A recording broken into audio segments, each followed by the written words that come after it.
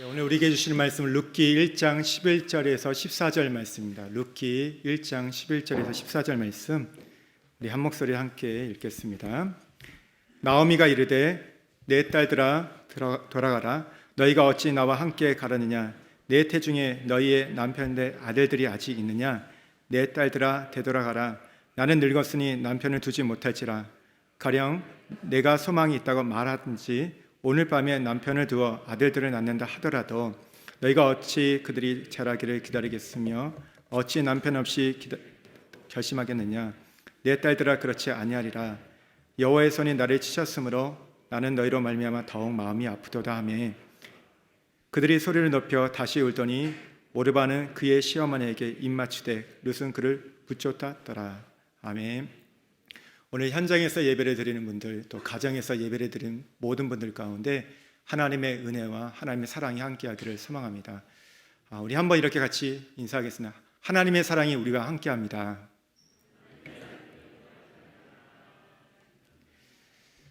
구약에서 가장 취약계층과 보호 대상은 고아와 과부였습니다. 그래서 하나님은 고아와 과부를 향한 긍휼과 자비의 마음을 가지셨습니다. 오늘 본문에 세 여인이 등장합니다. 시어머니 나오미와 두 며느리 오르바와 룻입니다. 이들의 공통점은 다 남편과 사별한 과부였다는 것입니다. 그리고 현재 경제적으로 매우 궁핍하였고 이 먼 여정으로 인해 몸도 마음도 지친 상태였습니다. 이중 시어머니 나오미의 인생을 보면 10여 년 전 가족과 함께 기근으로 인해서 모압으로 이민을 떠납니다. 그러나 얼마 가지 않아서 남편 엘리멜렉이 죽게 됩니다. 두 아들은 그 땅에서 모압 여인과 결혼을 하지만 10년 만에 두 아들 다 죽게 됩니다. 왜 죽었는지 정확하게 성경에서 이유를 이야기하지 않지만 병이 들어서 죽지 않았나 생각이 듭니다. 남편과 아들, 재산 모든 것을 잃고 망연자실한 순간 고향 베들레헴에 하나님께서 긍휼을 베푸셨다는 소식을 듣고 두 며느리와 함께 고향으로 올라갑니다. 돌아가는 길에 생각해 보니까 고향에 가도 뾰족한 수가 없기 때문에 두 며느리에게 친정으로 가라고 말합니다. 나오미는 며느리들에게 이렇게 이야기합니다. 내가 더 이상 아들이 없다. 이 나이엔 새로운 남편을 맞이할 수도 없고 만약 그렇게 한다 해도 언제 아들을 낳아서 너희들에게 줄 수 있겠냐? 불가능한 일이다. 나오미는 그 당시 계대 결혼법이라는 이 율법을 근거로 며느리들에게 지금 돌아가라고 말하고 있는 것입니다. 오늘 이 시대에도 남편 없이 여인 혼자 사는 것은 쉬운 일이 아닙니다. 이 고대 근동사에서는 더더욱 남편 없이 여인 홀로 사는 건 매우 힘든 일이었습니다. 그래서 계대 결혼법이라는 율법의 조항을 만들어 가지고 홀로 남은 이망인은 이 남편의 형제가 아내로 맞이해서 자녀를 낳고 생계를 책임지게 했습니다. 그 당시에 어떻게 보면 사회보장 제도라고 볼 수 있습니다. 그런데 나오미 자신의 처지에서는 아무리 생각해봐도 그렇게 할 수 없다는 것이죠. 두 며느리 책임지고 싶고 돌보고 싶었지만 그럴 능력이 안 되었기 때문에 친정으로 가라고 했던 것입니다. 싫어서 미워서 가라고 했던 것이 아닙니다. 자신도 외로운 처지이기 때문에 며느리들이 함께하며 조금이라도 허전한 마음을 달랠 수 있고 위로를 받을 수 있었지만 두 며느리가 조금이라도 편히 살고 새 출발할 수 있는 친정으로 가라고 했습니다. 본문에 보면 이 나오미가 두 며느리에게 내 딸들아라고 3번 말합니다. 이 말을 보았을 때 이 나오미가 두 며느리를 얼마나 사랑했는지 친딸처럼 생각하고 아꼈는지 우리는 알 수 있습니다. 지금 이 나오미의 형편은 최악의 상황이었습니다. 남편을 잃고 자식을 잃고 재산도 다 잃고 이제 친딸과 같은 며느리도 이제 떠나보내는 상황이었습니다. 모든 것을 잃고 모든 것을 떠나보내는 인생의 바닥을 치는 순간이었습니다. 그런데 놀랍게도 놀라운 반전이 일어나기 시작합니다. 며느리와 헤어지는 과정 속에 하나님의 헤세드, 하나님의 사랑이 찾아오기 시작했습니다. 어느 누구도 예상치 못했던 인생의 역전의 그림들이 펼쳐지기 시작했습니다. 인생의 회복의 역사가 펼쳐진 겁니다.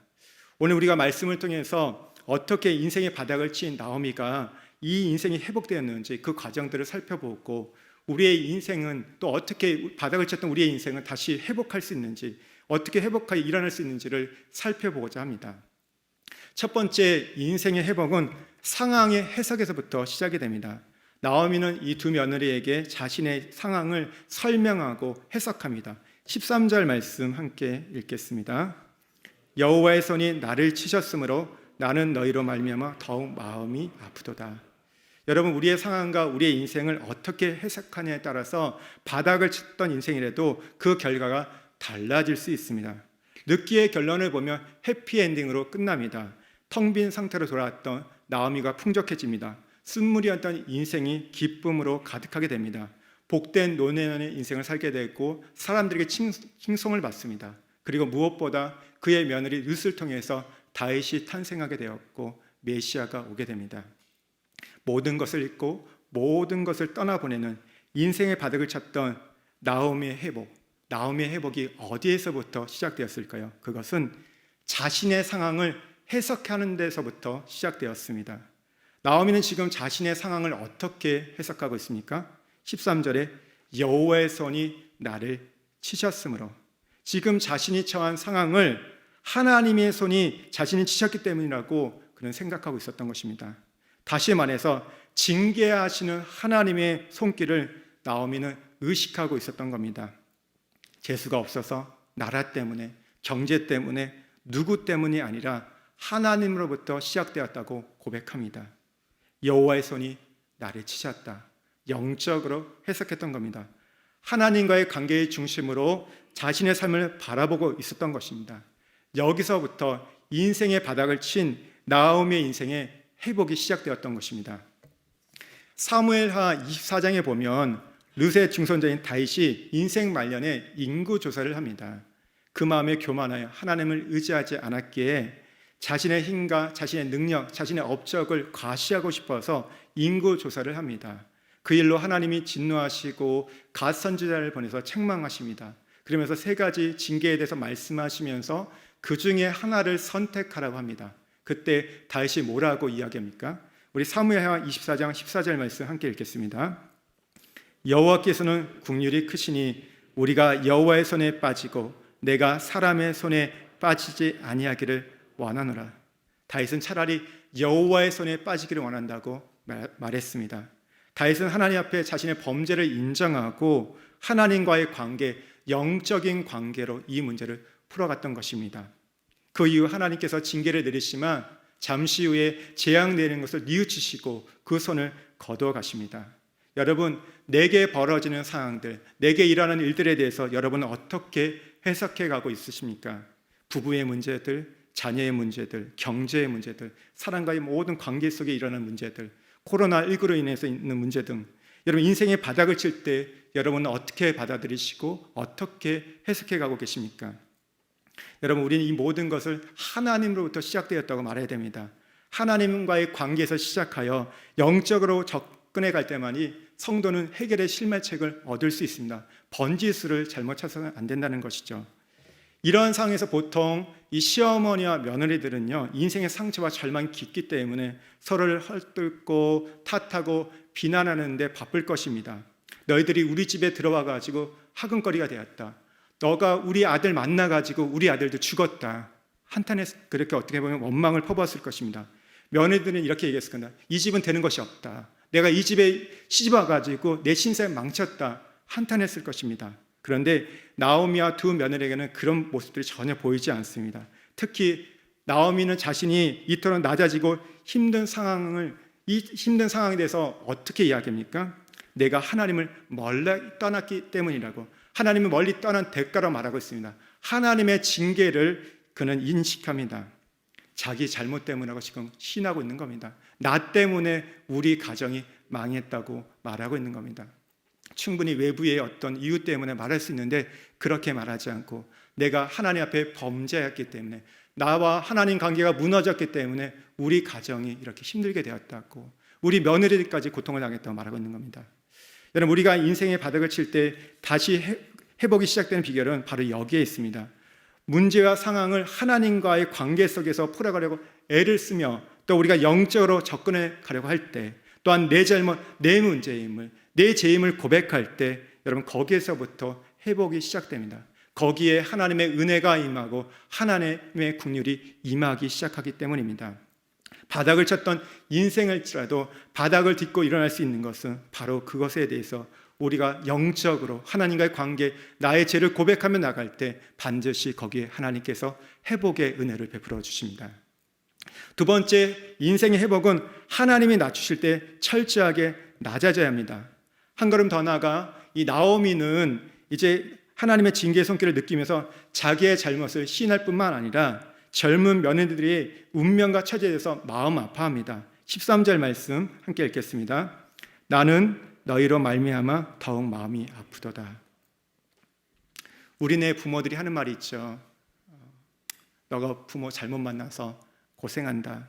너가 좋은 집에 태어나고 좋은 부모 만났으면 이런 고생 안 할 건데 부모 잘못해서 이렇게 힘들고 이런 일 당해서 미안하다. 눈물그성이며 목이 메어서 말하는 우리의 어머니들. 그 애타고 미안한 마음이 오늘 나오미에게 고스란히 드러나고 있습니다. 이 이야기를 듣고 새 여인은 대성통곡합니다. 이전에도 울었지만 오늘의 울음은 더 사무치고 아픈 울음이었습니다. 새 여인은 어느 누구도 서로를 향해서 원망하지 않았습니다. 분노를 쏟아내지도 않았고 서로를 바라보면서 애통의 눈물만 쏟아냈습니다. 하나님께서 사람을 창조하실 때 주신 명령은 창세기 1장에 보면 생육하고 번성하고 충만하고 정복하고 다스리라입니다. 이것은 창세기 12장의 아브라함을 통해서는 복의 근원, 하나님의 축복의 통로로 표현됩니다. 그래서 모든 아브라함의 자녀들은 축복의 통로의 사명을 갖고 있습니다. 그런데 지금 나오미는 하나님의 징계로 말미암아 더 이상 복의 근원, 하나님의 축복의 통로의 노릇을 하지 못하게 되었던 것입니다. 하나님과 관계가 너무 멀어졌기 때문에, 하나님과의 관계가 깨어졌기 때문에 그랬습니다. 나는 너희로 말미암아 더욱 마음이 아프다. 이 나오미의 고백은 자신이 며느리에게 이 축복의 통로가 되어야 되는데 그 역할을 감당하지 못하는 것에 대해서 가슴 아픈 애타는 고백이었습니다. 나오미는 자신이 하나님께 징계받는 것, 내가 범죄했기 때문에 하나님께 매를 맞는 것은 괜찮지만 나 때문에, 내 죄 때문에 며느리도 함께 힘든 상황이 되고 이 고통을 당하는 것에 대해서 너무 마음이 찢어지듯이 아팠던 것입니다. 사무엘상 2장에 보면 한나의 기도가 나옵니다.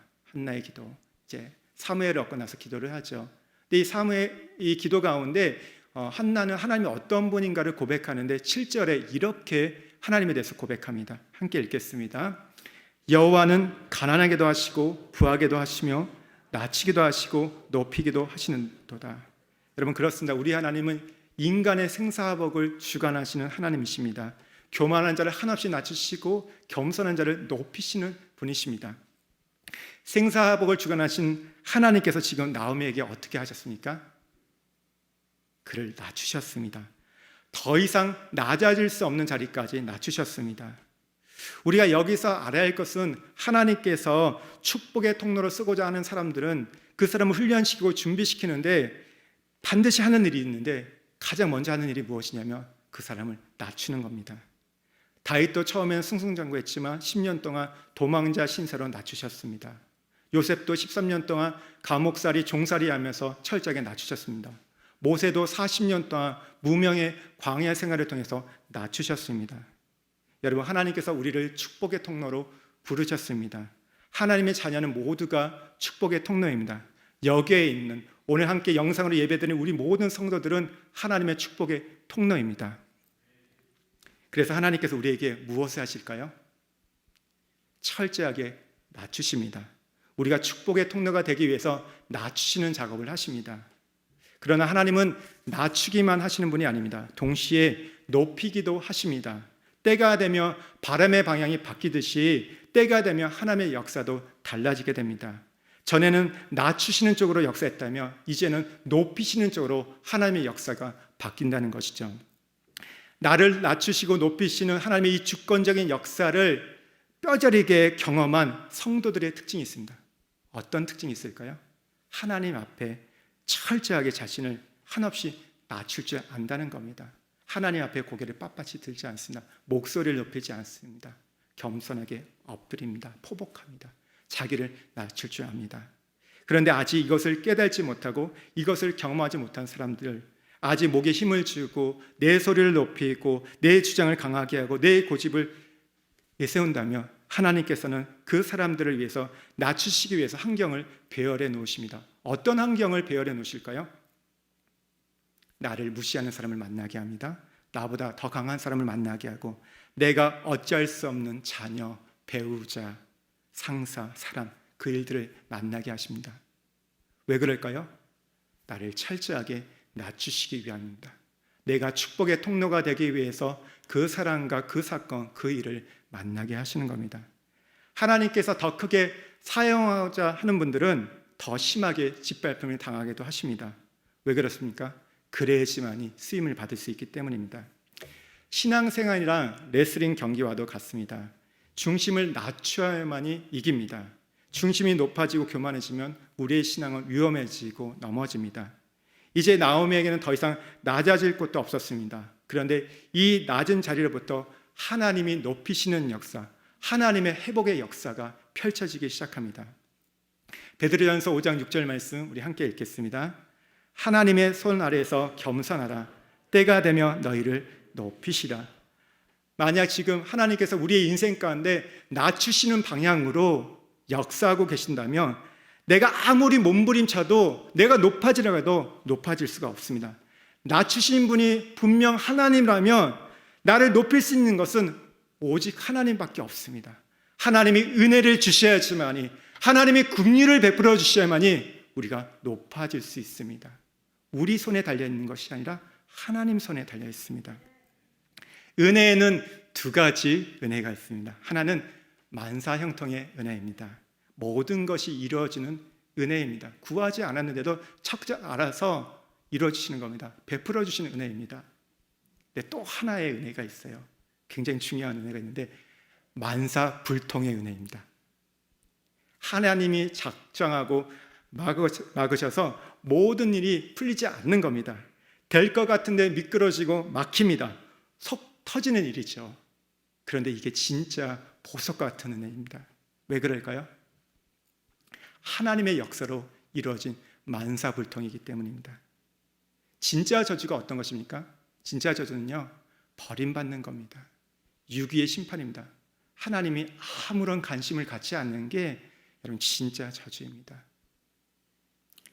만사불통의 은혜는 사랑하시는 자녀에게만 베푸시는 하나님의 히든카드, 하나님의 은혜입니다. 하나님은 결코 저와 여러분을 포기하지 않으십니다. 버리지 않으십니다. 그래서 나의 일을 불통으로 이끄십니다. 작심으로 막으십니다. 하지만 이조차 모두 하나님의 사랑이요 하나님의 은혜입니다. 여러분, 자식이 불구덩이로 뛰어들고 있는데 앞에 가래망을 갖다 두지 않는 것이 우리가 은혜고 사랑이라고 말할 수 있을까요? 아닙니다. 사랑할수록 부모는 거대한 가림막을 갖고 막습니다. 그것이 안 되면 어떻게 할까요? 자녀의 몸을 꽁꽁 묶어버릴 겁니다. 왜 그렇습니까? 그것이 자녀를 살리는 길이기 때문입니다. 우리가 만사불통의 은혜 때, 하나님이 나를 낮추실 때, 그러면 우리는 어떻게 될까요? 기다려야 됩니다. 온전히 하나님의 긍휼이 임할 때까지, 하나님의 은혜가 임할 때까지 기다려야 됩니다. 이때는 몸부림쳐서는 안 됩니다. 다른 누군가에게 도움을 받으려고 해서도 안 됩니다. 그러면 그 사람도 위기를 당합니다. 하나님 앞에 우리가 두 손 두 발 다 들고 완전히 항복해야 됩니다. 하나님께 모든 처분을 맡기고 우리가 기다려야 되는 것이죠. 노련한 구조대원들이 물에 빠진 사람을 어떻게 구조합니까? 그 사람이 살려달라고 애걸복걸해도 여러분 금방 달려가서 여러분 구조하지 않습니다. 그저 바라보고 있습니다. 그 사람의 몸에 힘이 다 빠질 때까지, 또 이제 모든 것을 몸부리며 포기할 때까지 기다립니다. 그리고 그때 가서 여러분 구조하는 것을 우리가 보게 됩니다.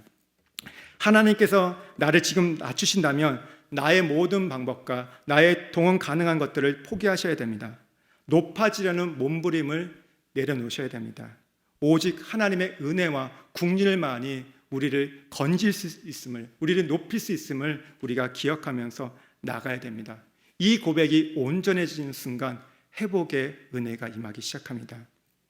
하나님이 낮추실 때 나를 철저하게 낮추는 것, 그것만이 인생의 바닥 속에서 회복의 시작을 경험할 수 있는 두 번째 방법입니다. 이제 마지막으로 인생의 바닥을 쳤던 인생이 회복되려면 우리에게 무엇이 필요할까요?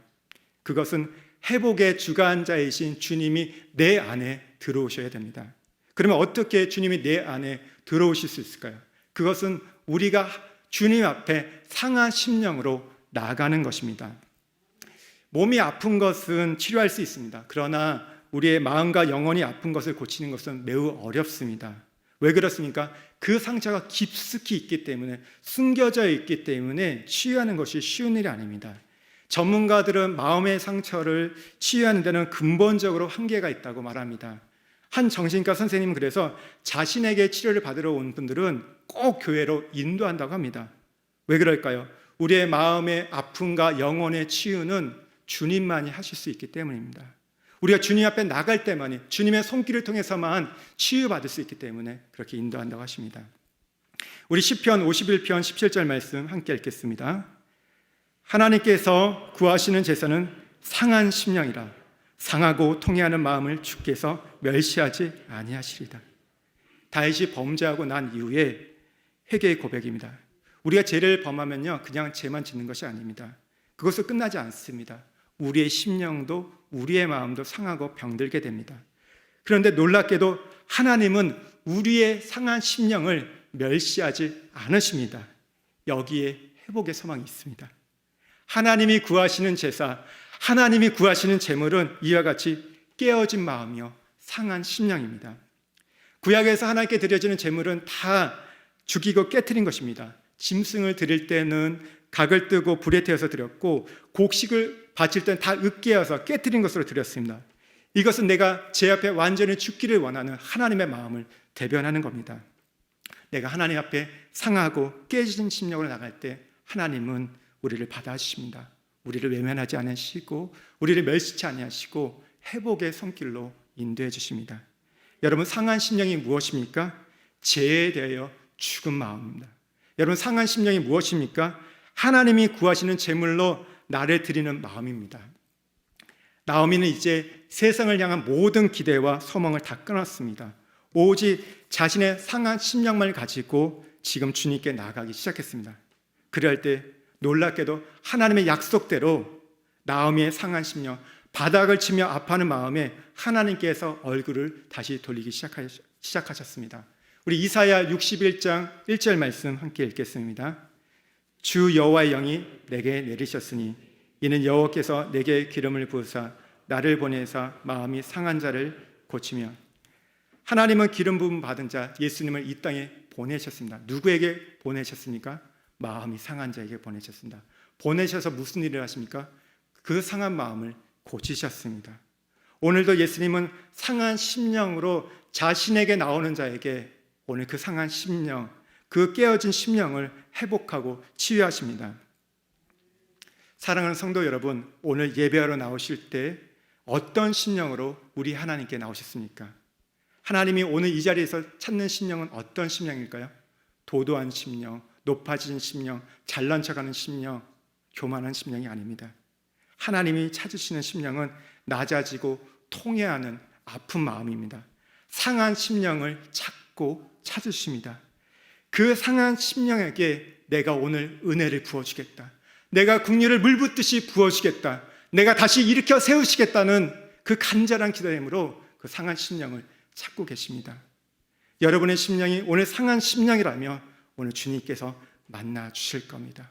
오늘 이 자리를 그냥 떠나보내지 않을 것입니다. 반드시 찾아오실 것입니다. 철로 역정의 저자인 존 버년의 또 다른 저서 상한 심령으로 살아에서 존 버년은 이렇게 말합니다. 통회하는 마음으로 하나님께 나오라.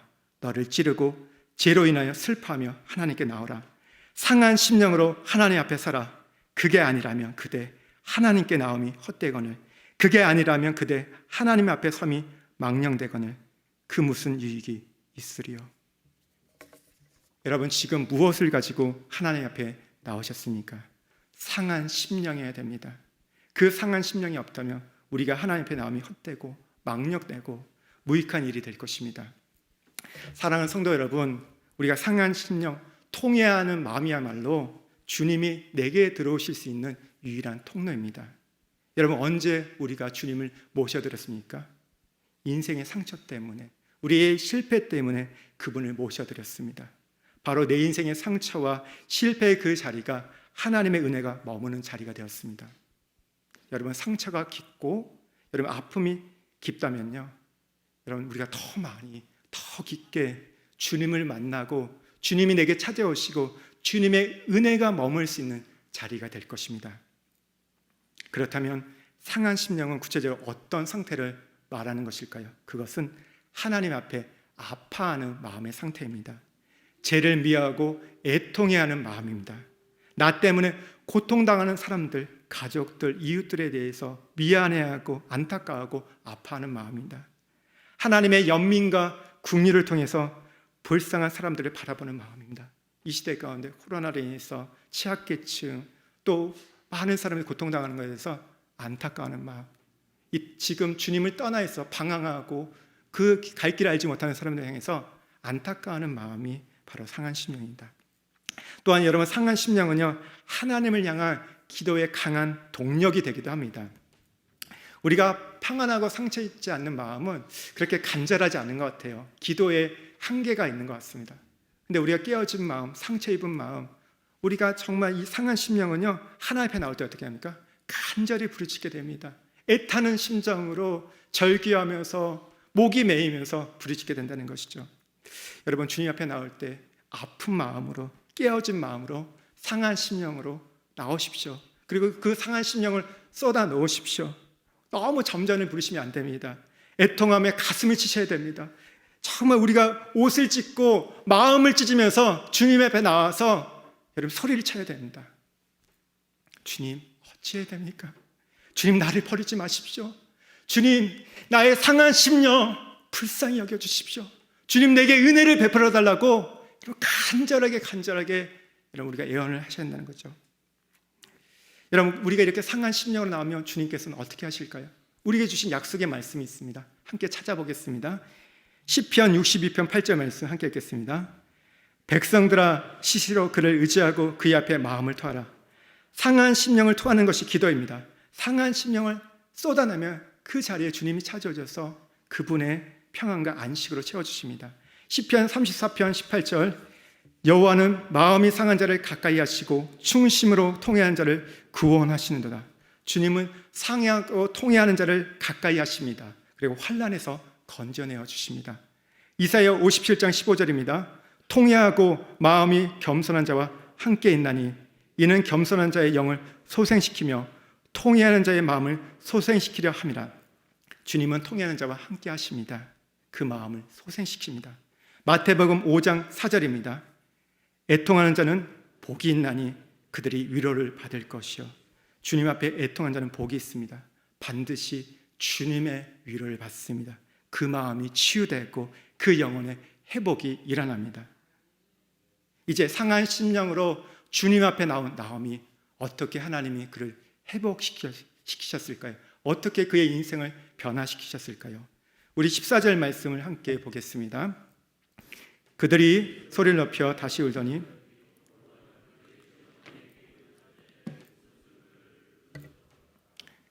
떠날 자는 떠나게 됩니다. 오르바는 이별의 입맞춤을 하고 나오미를 떠나갑니다.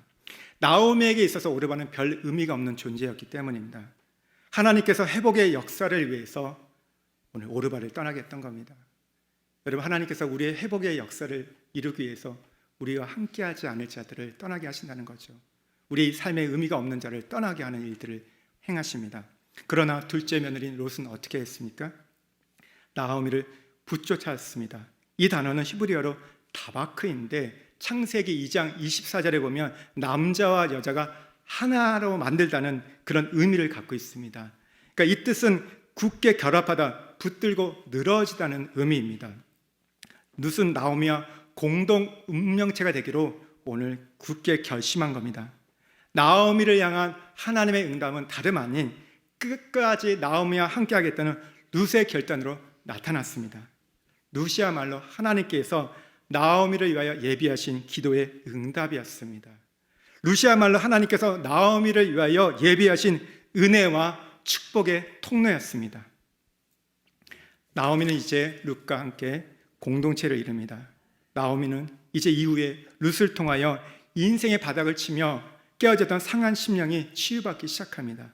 나오미는 룻을 통해서 하나님의 사랑, 하나님의 헤세드, 하나님의 은혜를 마음껏 누리는 인생으로 변화되기 시작합니다. 사랑하는 성도 여러분, 깨어진 마음이 있으십니까? 상한 심령이 있으십니까? 오늘 우리를 멸시치 아니하시고 찾으시는 은혜와 긍휼을 베푸시는 주님께로 나오십시오. 상한 심령 그대로 나오십시오. 좋은 척, 괜찮은 척, 멋있는 척 할 필요 없습니다. 우리 주님은 다 아세요. 우리의 속내를 다 아십니다. 그냥 그것을 있는 그대로 쏟아 놓으십시오. 우리의 상한 심령 그대로 내어놓을 때 바로 그 자리에 주님께서 찾아오실 겁니다. 주님께서 우리를 도우실 것입니다. 인생의 바닥을 쳤던 인생 가운데, 우리의 깨어졌던 가정, 우리의 삶 가운데, 무너져 내리는 우리의 사업장 가운데 하나님께서 회복의 역사를 베푸실 겁니다. 우리에게 필요한 것이 있다면 상한 심령 그대로 주님께 나가는 겁니다. 저와 여러분, 우리 교회가 이 시간 상한 심령으로 주님께 나가기를 주의 이름으로 축복드립니다.